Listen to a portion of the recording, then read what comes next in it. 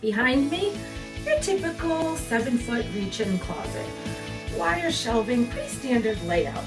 But there is nothing basic about a Trust in Trisha closet. Watch this transformation from basic to dream closet.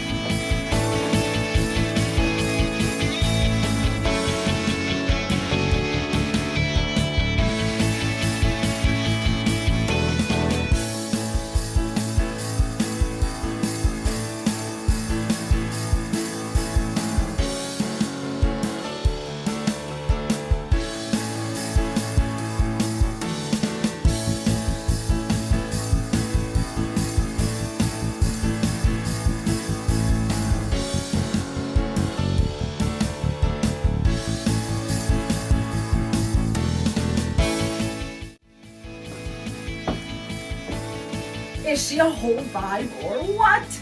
I told you I would deliver. Listen, your closet should be a reflection of you. It should be fun, it should be organized, it should be functional. Most of all, it should be motivating and get you excited to get up, get dressed, and look and feel your best every day. If your closet doesn't do that for you, you know where to find me, because you deserve it.